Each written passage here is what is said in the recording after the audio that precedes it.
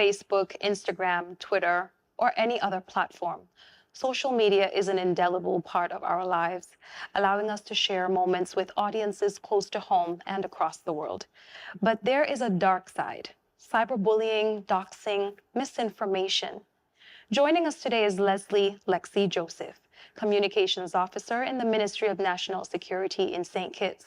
She's an expert on social media and will be sharing her stories about its ups and downs and how best to navigate these spaces in a healthy way.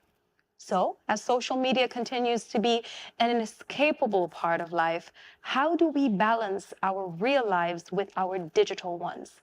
Let's get into the real conversation.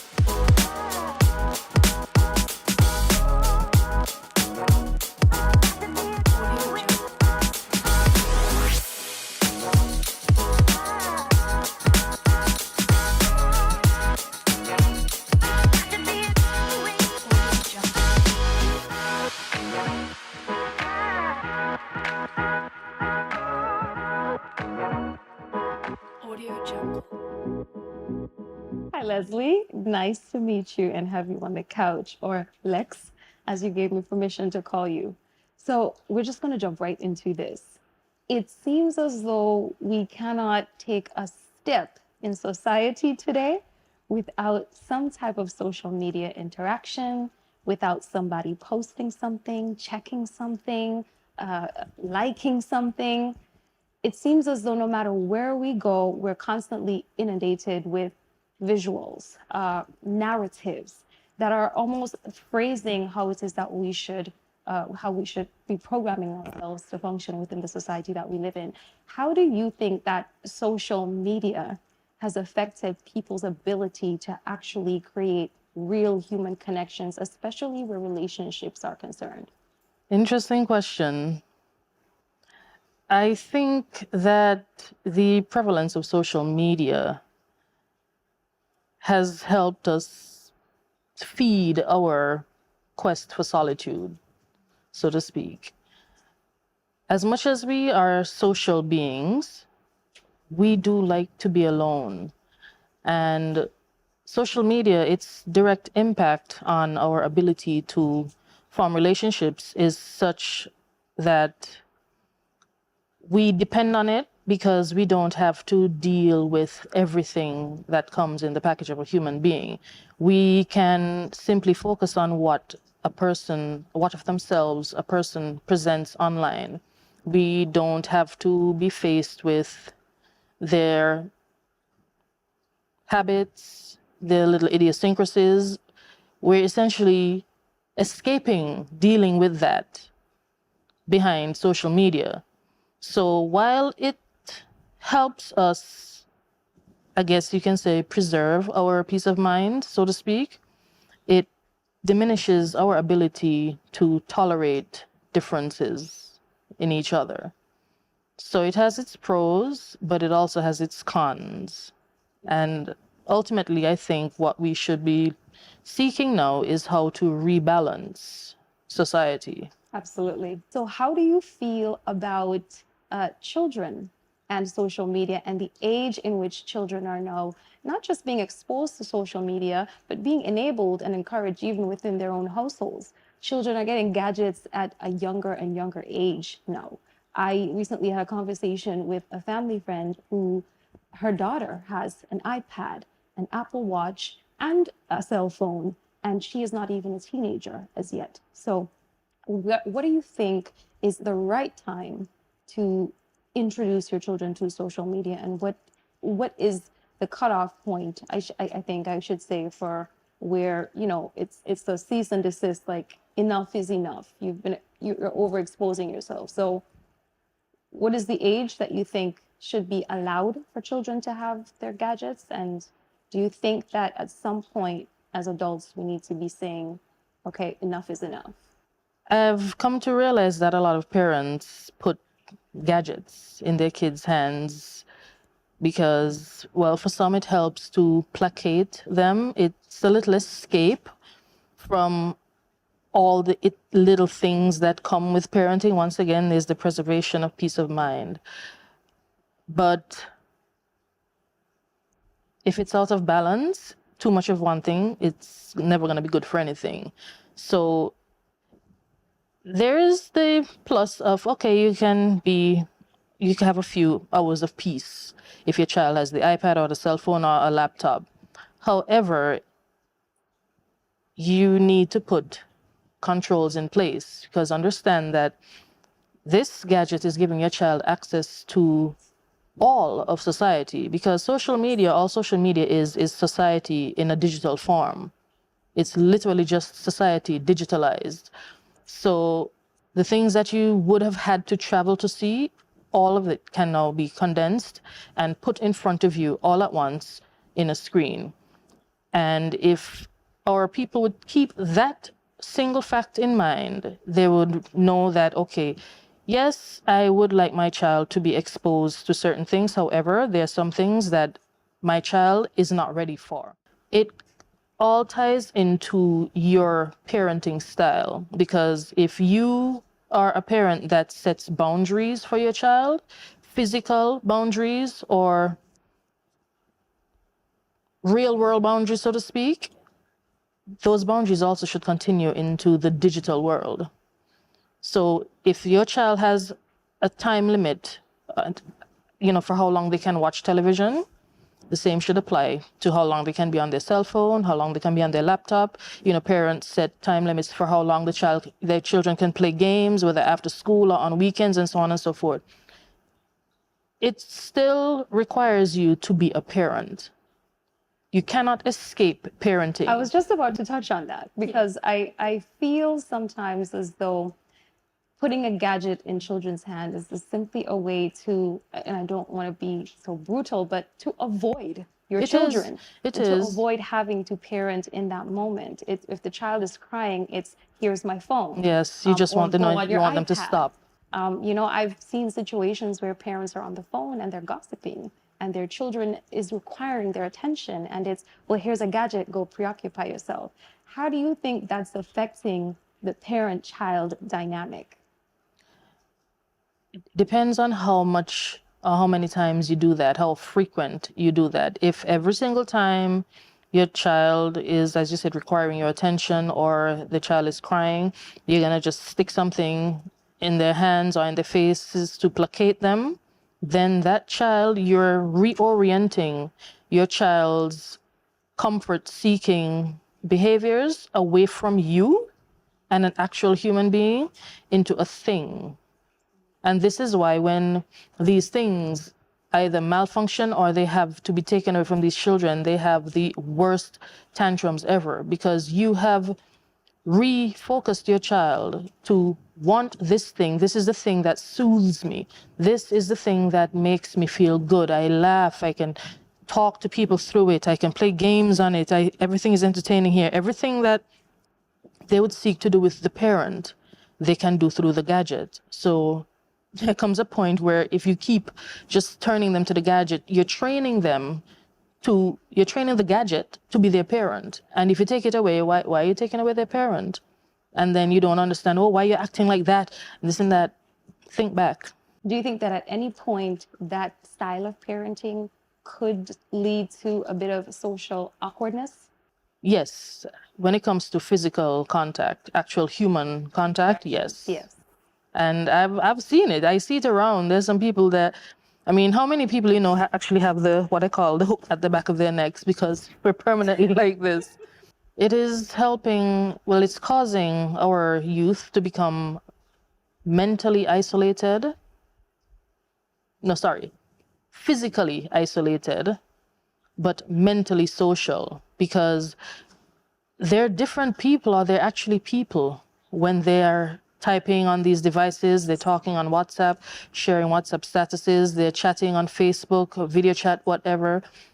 But in person, they literally don't know how to be, because who taught them? And who is responsible for helping these children navigate this brand new terrain? Are you simply buying a gadget and putting it in your child's hand, whether it's a Christmas present, birthday present, Tuesday present, or Friday present?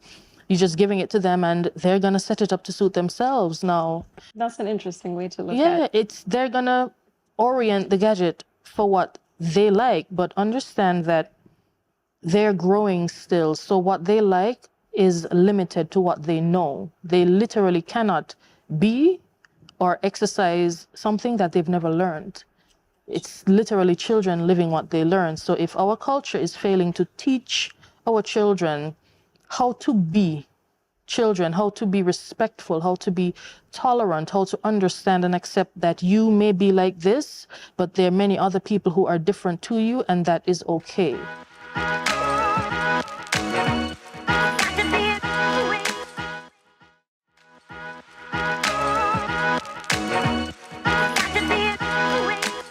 Regarding the culture of social media right now, it's no shocking news to anyone that cyberbullying has become very prevalent, and it's become such a thing that when we have children, I am not a parent of my own child, but I feel like I'm a parent of many children. And so when I have to listen to children talk about cyberbullying, and I have to listen to them specifically target the fact that they can't see the person who is hurting them. They can't put a face most times to their victimizer. Do you think that social media has created an environment where persons who were usually marginalized in some ways in different groups, for example, have now gotten a voice to speak up for themselves and stand up for themselves? Or do you think that it has emboldened those with more nefarious intentions when it comes to things like bullying? I think there's a definite balance there, but what do you think about that? Has it really given us an opportunity for those people who thought that they might not have had a voice before? No, they have a voice. Or has it really made those of us, or those people who are just out to do other people wrong, more emboldened? It's done both. Social media is a wonderful shield. It's a perceptual shield, but it's a shield all the same. People of all walks of life, all personality types, they now feel that they're safe and secure behind a screen, so they can say whatever they want to whomever they want. All the intolerant thoughts that they've had, because who taught them tolerance? All the intolerance that's within them, every feeling of displeasure that they have, a lot of people feel fine and safe just saying it on social media, because as far as they're concerned, well, you can't see me, you can't come to my house, and you can't pelt me with anything, you can't meet me in town and deal with me where you and I have fisticuffs or we exchange words. You can't do any of that. I can say what I want, drop as many word bombs as I please, and I can close down my computer or fall asleep with the phone on my face and wake up good to go the next morning, because you're not here and I am not responsible. But like I said, it's an illusion, because as time progressed and the social media gods realized that it's become a thing. Natural human behaviors that we are typically taught in physical society to control, but so far it's doing a very good job. Now, as for the physical people with low levels of tolerance, you can't teach that digitally. Not unless you're going to have a Zoom class to teach them that. But ultimately, somebody, a human being, has to teach you how to be human. It's not something that's innate. I mean, we've been taught in some societies that, for example, and this is a controversial topic, cannibalism. We're typically taught that humans can't and should not eat other humans. We're taught it's repulsive, it's this, it's that. That's something that is taught. It's not innate. If we're, let's say, born on an island where the language was just grunts and huffs, and the only thing available to stop starvation was one another, there'd be no question of, oh, no, we don't do that. Yeah, but we do that because what we do is survive.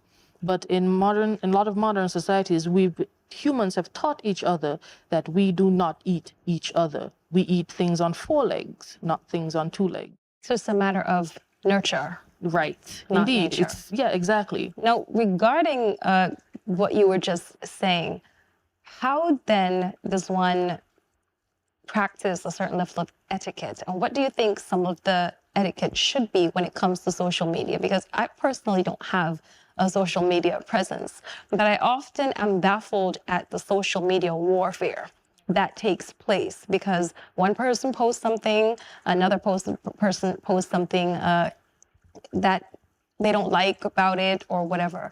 We see this a lot, especially with celebrities. And people will lose their jobs over this. People will lose their mental health over this. And I often sit back and go, then why don't you just come off? Why don't you just take a step back and just leave it alone? But that's easier for someone who's not on social media to say than someone on social media. So what do you think some of the etiquettes should be regarding dealing with some of these situations, especially professionally? Well, to piggyback off of something you said when you asked why not just come off of it, a lot of people, because they connect more in the digital world than in the physical world, to take themselves out of the digital world, it's akin to taking themselves out of the world almost completely. Because it's an addiction. Well, how else are they going to connect? They don't connect physically, they connect digitally. It's the only way they know to connect with people. Now, as for the etiquette, once again, we're going to have to come back to culture.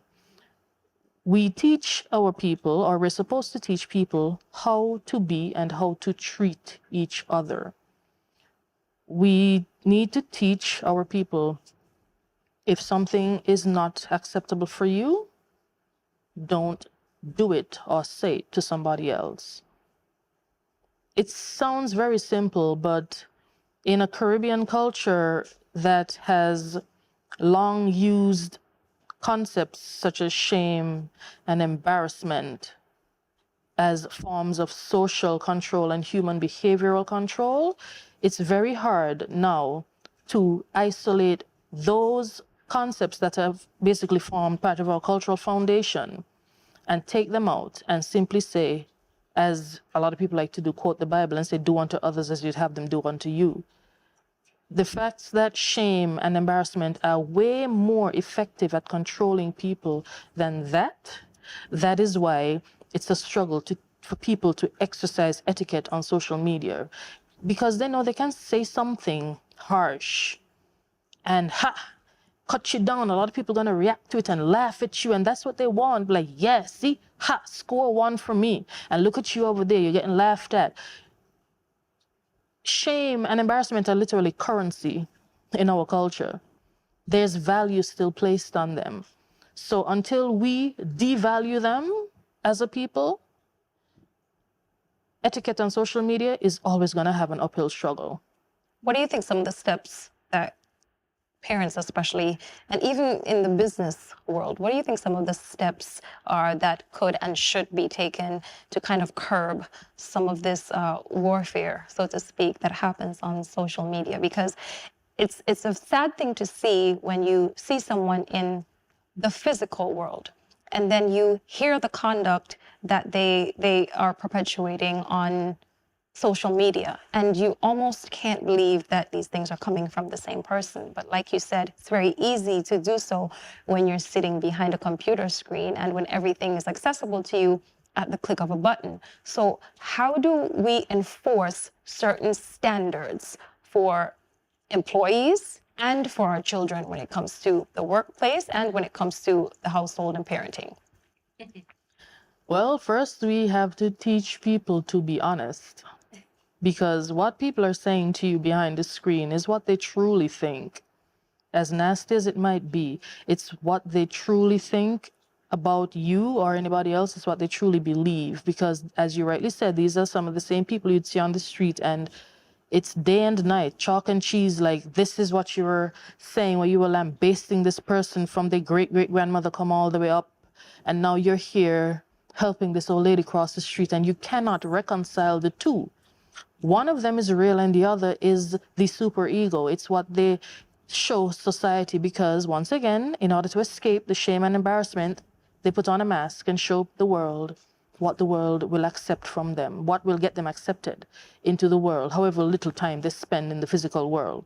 This is what we want to see, so I'm going to show them this. And as I get home, I throw it off and So the social horns come media out. has kind of It's caused allowed for a lot of people to people to be- create an avatar for themselves, so to speak, or An avatar that they use in the real that world. they use in the yes. real world. Yes, but they hide behind what they realize. Oh, when I go outside, I don't bring this out here with me because they're actually ashamed of it. Like they would never show that out there because they're afraid. They would never curse you in person the same way they would curse you behind the screen where they're typing furiously, giving themselves early arthritis in the thumbs, just going to town on you. Just send, and it's blow after blow after blow. And then if you were to tell them, say that to my face, they would not even take out their phone to read back the comments that they typed to your face. They would not do that. So then the interesting question then, I guess for everyone, becomes how do we decipher between which avatar, where the avatar's representation is holding true to? Is it that online or is it that in real life? So that's a really interesting one for us to come back to, and we will get right back into that when we come back.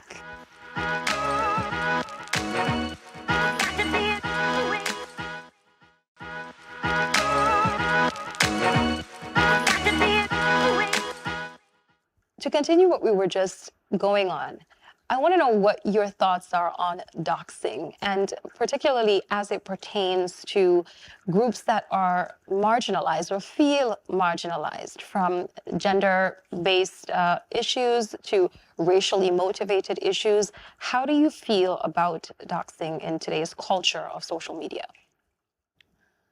Once again, we get back to the shame and embarrassment being currency in a culture. The only reason why a practice such as doxing has any oomph behind it is because it rides on the back of shame and embarrassment. If we did not give credence to those same two concepts, it would not go anywhere. The only reason why people would reveal the identity, for example, of someone who is a member of, let's say, the LGBTQIA or any other section of society that identifies with different traits or different practices to everyone else, the only reason why they would do that is because we have allowed for the weaponizing of something or things that simply should be basic information to which you respond, oh, okay. Do you think that this has allowed us as a society to categorize certain people as systemic victims and systemic abusers? Yes, so we as humans, we love putting things in boxes. It's not just Amazon. We have a habit, we have to box up and label everything and everybody and anything or anyone that does not fit comfortably in this box of sides, the numbers of which we don't know, because we never actually fit in these boxes. But if you don't fit mostly into any one of these boxes, then you are marginalized, you're an outsider, you're not one of us because you're different. And once again, we've weaponized basic human differences because we are all different versions of the very same thing. But if we don't teach tolerance, that lesson either passes us by or we pass it by. And this all starts from... Yes, it has to start from very very young small. age. It has to start from very, very small. These are the basic human and humanity lessons that you impart on your children. You don't laugh at somebody when something bad has happened to them. If somebody's crying, you don't laugh at them because if they're crying, that means something is wrong. They can be hurt, whether physically or they're sad. It's good to try and find out, how can I help you? Are you okay? So while reaching adulthood, we are responsible for our behavior We are, but in a large way, we kind of still aren't, because our behaviors come from the base, the psychological and the environmental bases from which we grew. And if those bases were shoddy and or shaky, then everything stemming from them will be flawed. So, for example, there are a lot of people in my generation that are suffering from anxiety and depression. A lot of us know, a lot of us don't know. It feeds our disconnect, because once again, we're losing our ability to be physically social and to value actual physical presence. It's being eroded rapidly in our generation. In the younger generation, it's almost absent. And a lot of us, we don't understand why we feel this way. We're frustrated, we're stressed out. We don't understand, oh, work was this, work was that. I just can't stand this person at work and this and that. We literally do not know how to deal with basic stresses in life because we were not taught. A lot of us were produced by parents who had the same mental issues, anxiety and depression, and they did not know. Or if they knew something was wrong, all they did was focus on something else. We're also raised in a culture where if there's a problem between you and I, instead of talking to you or being encouraged to talk to you about it, the advice given to me would be avoid her. Yeah, we're very avoidant. So we're avoiding each other as human beings. And as such, we have almost zero conflict resolution skills. Our parents couldn't teach us that because their parents did not teach them that. I mean, I grew up in a generation of parents telling their children, when you go to school, anybody hit you, hit them back. And then we wonder, why are the children fighting so much? Why all this violence? And I'm there like, really? Like, you sure you don't remember what you used to teach us? Do you think there are little tweaks here and there that all of us can do, that all of us can offer to kind of make this situation a little bit better? Because the long-term effects of this are not going to be good, especially where mental health is concerned. When I was growing up, to take me out, you had to approach me or approach someone close to me and ask for a telephone number and come and take me on a date. And now it's, what's your Instagram? Or what's your Facebook? Or you just get a message popped up because somehow they cyber stalked you through somebody else's profile. I like, see you. So what do you like, who is think this? we can start doing for some of the long-term negative effects that are on the horizon if we don't start reeling this back in now? Well, first and foremost, our generation will have to adopt a curse-breaking mentality. I like to refer to myself as a generational curse breaker, and it's not exactly a term that tends to go over well, especially with, I guess you can say, parents. It's not a term that will go over well with them, but I understand, and I do my best to get them to understand. This is not me blaming. This is me understanding, for example, why I am the way I am, where I came from, and in so doing, I understand why my parents are the way they are. Once that is accepted, then I can course correct myself and put in place different behavioral adjustments for myself, because anybody else that I meet, I do my best to impart new lessons of healing and self-awareness and self-reflection onto them.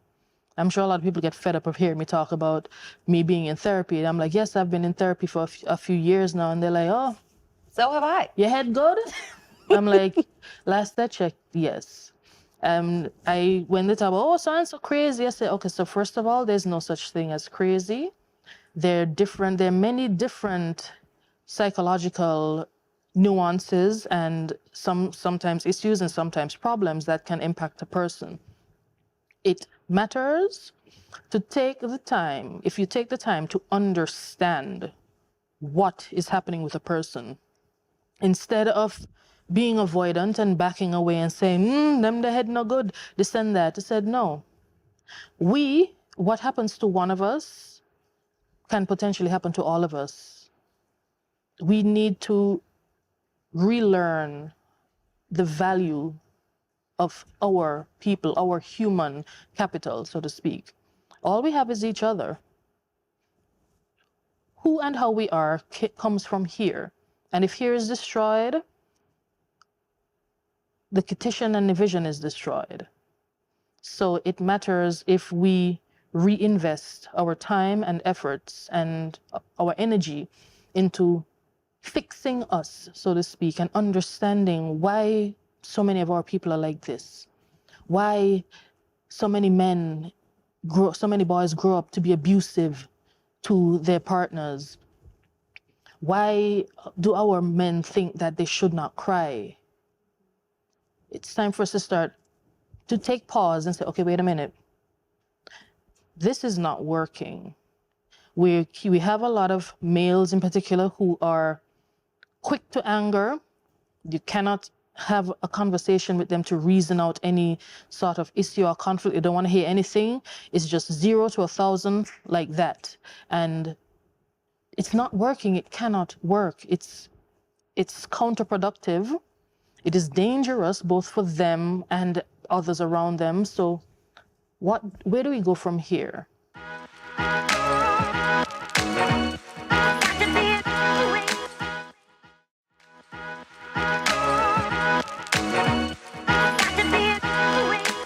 So, Lexi, do you think that one of the things that invites and lures so many people into social media and hooks them into social media is actually a level of unhappiness and dissatisfaction in the real world that makes the virtual world so much more enticing?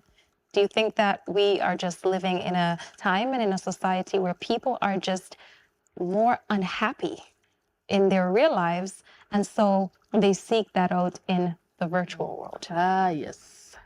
And it brings us back to tolerance.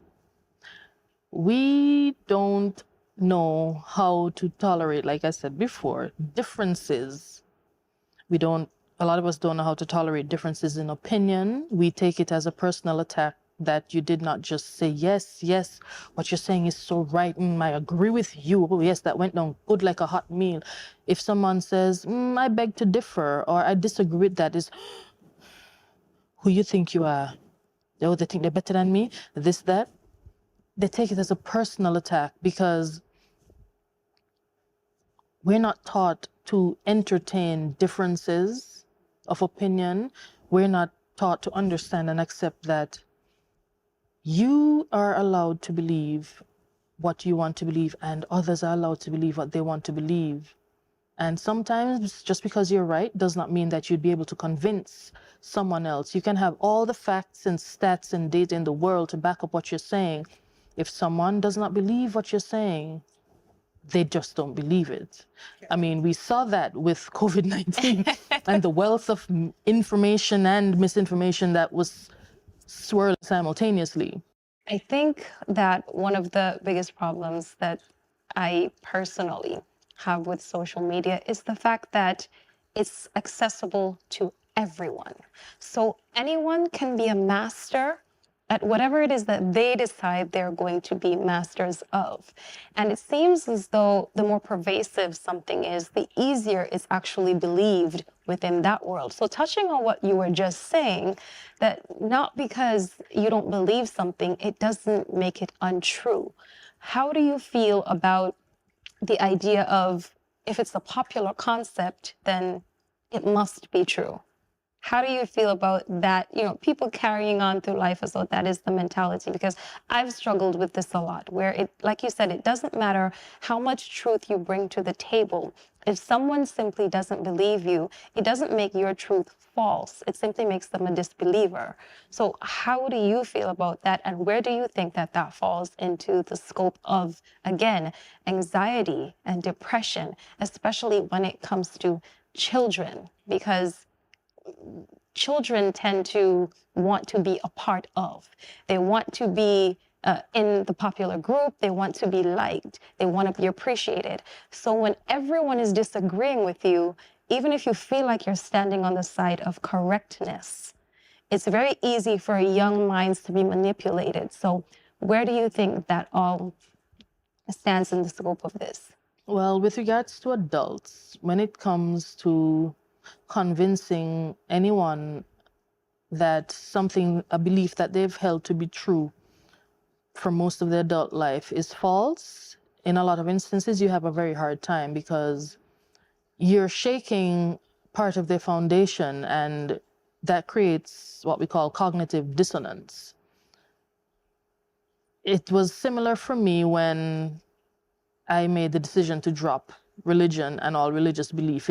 A lot of people think that, oh, you were mad at God, so you just stopped believing in God. No, it had nothing to do with that. The amount of research and reading that went into that decision, and it caused me a great deal of anxiety and stress. There were many nights where I cried myself to sleep. It was not easy for me to accept that a belief system in which I had been raised, even I was in it even before I could speak. That belief system was used to enslave my ancestors and to justify their treatment for over 400 years. I could not reconcile those two things. Nobody could have explained it to me. Nobody could have justified it for me. I couldn't find any evidence anywhere to say, yes, this is definitely what the God of the Bible wanted for us. He made these people specifically to serve those people, and it just did not make sense for me, and it was really hard. But I realized that I could not continue in the belief system, so I let it go. It was not easy. I did it by myself. I didn't have anybody to coach me through it. Nobody influenced me. I was by myself, living in the US at the time, on my own, and it was very, very hard. So I have had first-hand experience of some of the strongest kind of cognitive dissonance that a person can experience. So when I see people online frantically arguing their incorrect points, I understand where they're coming from. I mean, it's unfortunate because sometimes some of the concepts and sentiments that they're expressing and subscribing to are potentially dangerous, as in if a larger percentage of society believed what they were saying, we'd be screwed.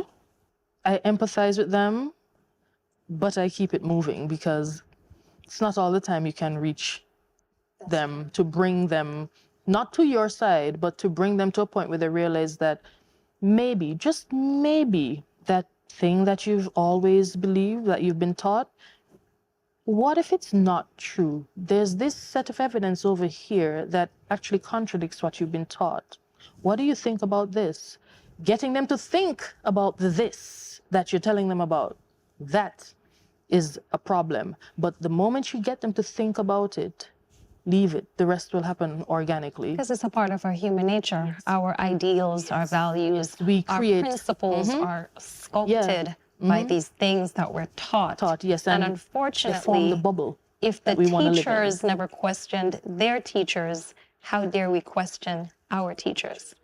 So we've touched on a lot of the downsides to social media. But do you think that social media can be used as a positive force to bring people together, to create more of a unification rather than divisions? Absolutely. How so? Absolutely. Oh man, there's so much. First off, social media is a wonderful avenue through which one can experience different cultures. And I am a culture buff. I minored in anthropology in university, so I do love to deep dive into culture because humans are cultural products. We are product of our environment, and our environment is dictated and designed by the belief system that is our culture. It's not religion is often interwoven in there, but religion only forms part of our cultural systems. The things we do and how we do them, they're all dictated by our culture. It's the one set of rules that everyone supposedly understands. They're never written down anywhere. You just either know them, somebody tells you, no, you don't do that like that. We just do it like this. You're not supposed to question it. This is just how it is done. I have my personal struggles with that because I happen to be on the autism spectrum, and a lot of the cultural nuances I just don't get. So they either bypass me or I'm like, why are we doing what? I don't understand. That doesn't make sense. But you acknowledge the upsides to social media. I mean, there's a lot to experience there. There's the cultural aspect. You encounter people who are different to you, people whose life experiences are very different to yours, be they good, bad, or in between. It's a wonderful way to connect you to literally the other side of the planet. You can see what's happening over there. If you want, you can compare it to what's happening where you are. You can make friends, you can meet people of like minds. You are exposed to a lot of educational information. It all depends on where you look and what you want social media to do for you or what it means to you. Just simply, do you think that there's more that we really ought to be doing as a society? Because even governments, in a virtual world, how can we ever even be certain that anything is private? Well, privacy is an illusion, first and foremost. There's no such thing as privacy. It's one of the little mind bubbles that we put ourselves in because it gives us comfort. And it's one that I do my best not to pop. But definitely, governments and countries should do more to ensure that the security of the internet within their borders is of such that people can use it safely. Their data is protected, their information is protected. It is only shared if they want it shared or they share it. Their experience on social media is largely uninterrupted by nefarious characters. I mean, of course, they're going to be there, but you can't avoid them all, but there should be options. They should not be stuck with them in front of them. They should be able to say, well, I can come off of that and come away from that. So those options need to be available to people because there's a measure of personal responsibility for yourself on social media as well. Absolutely. The government can do so much and no more, but the rest is up to you. So government should do their part to ensure that the larger umbrella security systems are in place. And you do your part, especially if children are involved, to ensure that when your child is on, when your child is on social media, they're not going to be exposed to this, or this. When they're on social media, they're on there so that they can talk in their class chat group. If they have, let's say, biology homework, there's a homework group on there, you know that that's all they can access. You set your parameters and your controls to ensure that your child is focusing where you need them to focus. If you want to loosen the parameters, you set a day. Let's say it's on the weekend, you can spend 3 hours just scrolling through Facebook. You've already set it so that they can see memes of puppies and kittens, cartoons, anime, what have you. They want to watch little old TV shows and the clips and all of that. But when it comes to the darker stuff, you set the controls to ensure that, okay, this cannot and will not get through. So clearly, Lex, we can agree that there are positives and negatives when it comes to social media. And like you just so eloquently put it, there are definitely levels of onus and responsibility. And I think that in a land of oversharers, we have to take into account our own behaviors. We have to acknowledge the fact that sometimes we do provide way too much information, that there are nefarious characters out there. There are persons out there with bad intentions. And so we need to be a lot more vigilant. We need to be a lot more cautious. However, social media can definitely be used as a force of positivity to bring people together. So thank you so much for coming today. It has been a pleasure talking to you, and you've been so informative. Thank you so much. Thanks for joining us. This chat was just the beginning. We've only scratched the surface of what social media can offer and what it can take away. So let's hop onto social media and keep the conversation going there. You can find us here, here, and here. Remember, when you know better, you do better. And don't forget to be kind to yourself and each other.